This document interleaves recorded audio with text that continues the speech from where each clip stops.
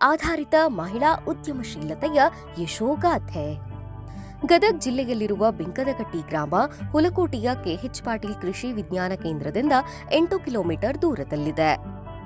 ಬಿಂಕದಕಟ್ಟಿ ಗ್ರಾಮದ ನಿವಾಸಿಯಾಗಿರುವ Shrimati Shyamala Karur SSLC ಪಾಸಾಗಿದ್ದು, NRLM ಅಡಿಯಲ್ಲಿ ಆಯೋಜಿಸಿದ್ದ ಸ್ವಸಹಾಯ ಸಂಘದಲ್ಲಿ ಸುಮಾರು 10 ವರ್ಷಗಳಿಂದ ಸಕ್ರಿಯ ಸದಸ್ಯೆಯಾಗಿ ಮತ್ತು ಸಂಘದಲ್ಲಿ ಲೆಕ್ಕಿಗರಾಗಿ ಕಾರ್ಯನಿರ್ವಹಿಸುತ್ತಿದ್ದು 20 ಸ್ವಸಹಾಯ ಸಂಘಗಳ ಕಾರ್ಯಚಟುವಟಿಕೆಗಳನ್ನು ನೋಡಿಕೊಳ್ಳುತ್ತಿರುವವರು.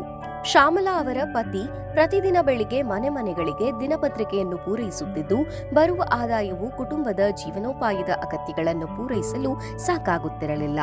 ರಾಷ್ಟ್ರೀಯ ಗ್ರಾಮೀಣ ಜೀವನೋಪಾಯ ಮಿಷನ್ ಅಡಿಯಲ್ಲಿ ಹುಲಕೋಟೆಯ ಐಸಿಎಆರ್ ಕೆಎಚ್ ಪಾಟೀಲ್ ಕೃಷಿ ವಿಜ್ಞಾನ ಕೇಂದ್ರ ಆಯೋಜಿಸಿದ್ದ ತರಬೇತಿಯಲ್ಲಿ ಶ್ಯಾಮಲಾ ಭಾಗವಹಿಸಿದ್ದರು. ಅದೇ ಸಂದರ್ಭದಲ್ಲಿ ಕೇಂದ್ರದ ವಿಜ್ಞಾನಿಗಳನ್ನು ಭೇಟಿಯಾದರು.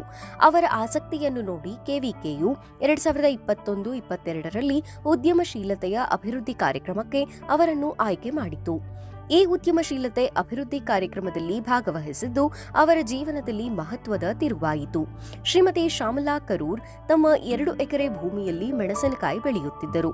ಒಣಗಿದ ಕೆಂಪು ಮೆಣಸಿನಕಾಯಿಗಳನ್ನು ನೇರವಾಗಿ ಮಾರಾಟ ಮಾಡುವ ಬದಲು ಮೆಣಸಿನಕಾಯಿ ಉತ್ಪನ್ನಗಳ ಮಾರಾಟದಿಂದ ಹೆಚ್ಚಿನ ಆದಾಯ ನೀಡುತ್ತದೆ ಎಂದು ಕೆವಿಕೆಯ ತಜ್ಞರು ತಿಳಿಸಿದರು. ಜನವರಿ 2021-22ರಲ್ಲಿ ಮೆಣಸಿನಕಾಯಿ ಮೌಲ್ಯವರ್ಧಿತ ಉತ್ಪನ್ನಗಳ ತಯಾರಿಕೆ, ಪ್ಯಾಕಿಂಗ್, ಲೇಬಲಿಂಗ್, ಆಹಾರ ಪರವಾನಿಗೆ, ಮಾರುಕಟ್ಟೆ ಬೆಲೆ ನಿರ್ಧಾರ ಕುರಿತು ಕೆವಿಕೆಯಲ್ಲಿ 3 ದಿನಗಳ ತರಬೇತಿ ಪಡೆದರು. ನಂತರ ಕೃಷಿ ವಿಜ್ಞಾನ ಕೇಂದ್ರ ಹುಲಕೋಟಿ ಇವರು ಎಫ್ಎಸ್ಎಸ್ಎಐ ಪರವಾನಿಗೆ ಪಡೆಯಲು ನೆರವನ್ನು ನೀಡಿದರು ಮತ್ತು ಸಿದ್ಧ ಆಹಾರವನ್ನು ಪ್ಯಾಕ್ ಮಾಡಲು ಪ್ಯಾಕಿಂಗ್ ಯಂತ್ರವನ್ನು ಮತ್ತು ಲೇಬಲ್ಗಳನ್ನು ಒದಗಿಸಲಾಯಿತು. ಜೊತೆಗೆ ಪ್ರಾರಂಭದಲ್ಲಿ ಅವರ ಉದ್ಯೋಗ ಮುನ್ನಡೆಸಲು ಕೆವಿಕೆಯು ತಂತ್ರಜ್ಞಾನ ನೆರವು ಮತ್ತು ಮಾರುಕಟ್ಟೆ ಸೌಲಭ್ಯವನ್ನು ಒದಗಿಸಿತು. ಖಾರದ ಪುಡಿ ಮಾರಾಟದ ಜೊತೆಗೆ ಅರಿಶಿಣ ಪುಡಿ ತಯಾರಿಸುವ ಯಂತ್ರವನ್ನು 2022-23ರಲ್ಲಿ ಹಾಕಿ 2 ಪದಾರ್ಥಗಳ ಮಾರಾಟ ಆರಂಭಿಸಿದರು. ಈ 2 ಉತ್ಪನ್ನಗಳ ಮಾರಾಟದಿಂದ ವರ್ಷಕ್ಕೆ ಖರ್ಚು ತೆಗೆದು 1 ರಿಂದ 1.5 ಲಕ್ಷ ಹಣ ಲಾಭ ಪಡೆಯುತ್ತಿರುವರು. ಶ್ಯಾಮಲಾ ಅವರ ಘಟಕಕ್ಕೆ ಬೆಂಗಳೂರಿನ ವಲಯ ನಿರ್ದೇಶಕರಾದ ಡಾಕ್ಟರ್ ವೆಂಕಟ ಸುಬ್ರಹ್ಮಣ್ಯಂ ಇವರು ಭೇಟಿ ಕೊಟ್ಟು ತಮ್ಮ ಮೆಚ್ಚುಗೆಯನ್ನು ವ್ಯಕ್ತಪಡಿಸಿದರು.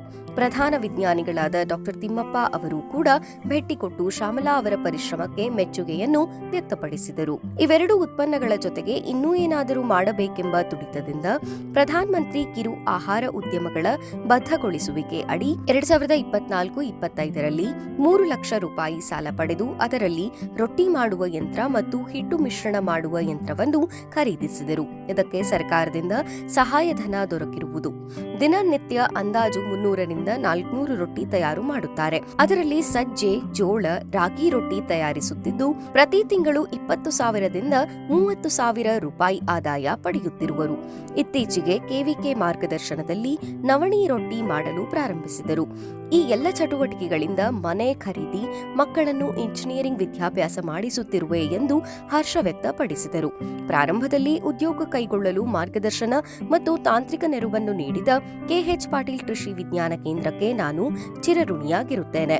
ಈ ಹಂತ ತಲುಪಲು ಕೆವಿಕೆಯ ಮಾರ್ಗದರ್ಶನ ಬಹಳಷ್ಟಿದೆ ಎಂದು ಹೇಳಿದರು. ಯಾವಾಗ ಕೃಷಿ ವಿಜ್ಞಾನ ಕೇಂದ್ರಕ್ಕೆ ಭೇಟಿಯಾಗಿ ಖಾರದ ಪುಡಿ ಬಿಸ್ನೆಸ್ ಸ್ಟಾರ್ಟ್ ಮಾಡಿದ್ರಲ್ಲ, ಅವಾಗೆಲ್ಲ ಒಂದೊಂದು ಉದ್ಯೋಗ ಪರಿಚಯ ಆದರೆ ಆಮೇಲೆ ಹೊರಗೆ ನಾಲೆಜ್ನು ಬೆಳೆದ್ರೆ ಈ ಉದ್ಯೋಗ ಮಾಡೋದ್ರಿಂದ ನಮಗೆ ತಿಂಗಳಿಗೆ 40ರಿಂದ 50,000 ರೂಪಾಯಿ ಉಳಿತಾಯ ಇರುತ್ತೆ. ಅದೆಲ್ಲ ಖರ್ಚು ತೆಗೆದು ನಾವು ಮನೇನೂ ಕಟ್ಸಿದ್ರಿ. ನಮ್ಮ ಮಗಳಿಗೆ